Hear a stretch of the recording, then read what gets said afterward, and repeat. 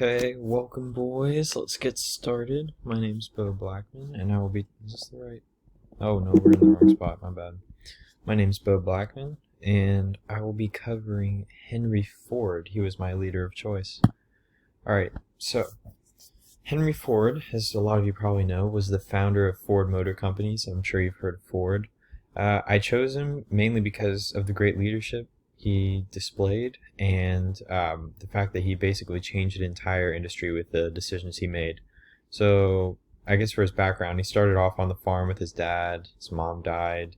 He took apart a watch or something and decided that he really liked mechanical stuff, so he became an engineer, worked for Thomas Edison, developed his own gasoline engine, and learned how to make his own automobile. And he then left his job as an engineer to go start his own automobile company.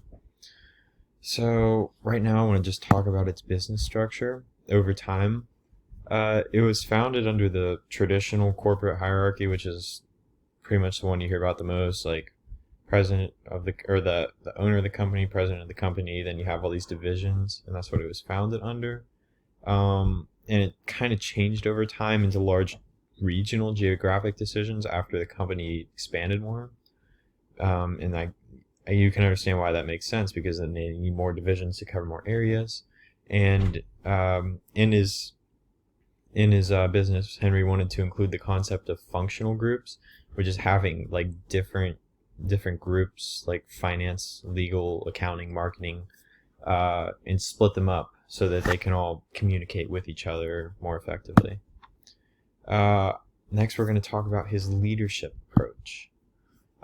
He took a very motivational leadership style. Now, the reason that he was such a good leader and stood out from many of the other ones was the fact that he actually like took into play like the value of his employees. Like, he really truly understood the value of them, which is why he boosted their wages, reduced their workday, and saw what he could get out of it. He could get motivation, he could get loyalty, and he could get like more efficient production.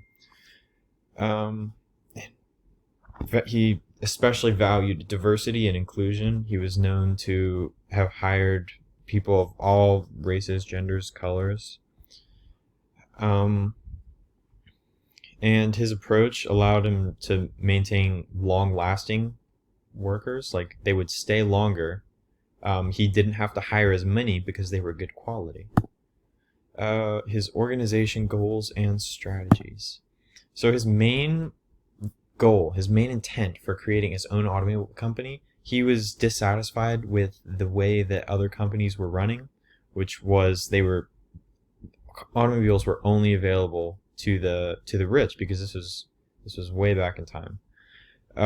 So he wanted to make an affordable automobile for the American public, and he had to implement new strategies like lowering the cost of production at all levels, which detailed a lot of things that had to do with like buying up a lot of the first producers. That way he can get it at a cheaper price. And his most important accomplishment was the assembly line, which I'll talk about later.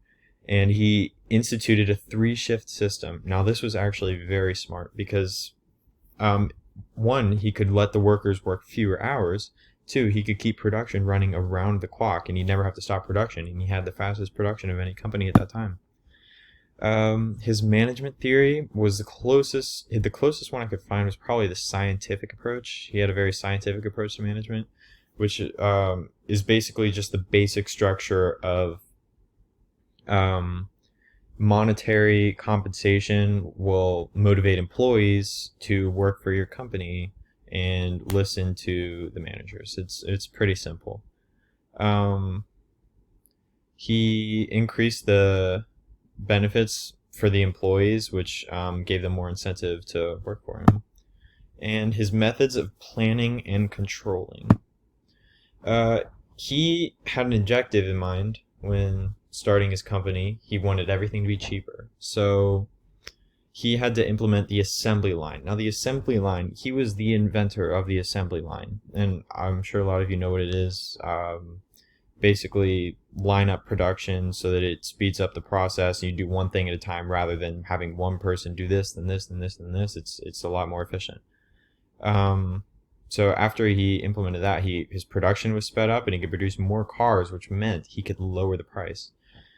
So the controlling functions that went along with the planning functions, the assembly line for automobiles relied on the workers, essentially. Like how efficient the workers were was how efficient the assembly line was, which was how much it cost him. So he had to make sure that the workers were satisfied with their jobs and that he hired the right ones. So in conclusion, Henry Ford's innovative methods of handling production and providing leadership changed an entire industry. That's why cars are now available to everyone across the globe. Basically, pretty much anyone can afford a car, and it's all thanks to the methods implemented by Henry Ford. He was a fantastic leader. He used the traditional organizational structure to his advantage, which was costing a lot of companies in the time because they'd only pay their workers like $2 an hour. He was able to speed up production, pay higher wages, and make automobiles cheaper and available to the American public. He had many good motivational techniques for providing incentives for employees, and he outperformed all the other companies in the industry at that time. There was nobody better than Ford Motors back then. Henry Ford is an inspiration to those who want to make a difference. I think the big takeaway from here is if you're looking to change an entire industry, if you want to make a difference, then I would look to Henry Ford for inspiration because he knew what he was doing. So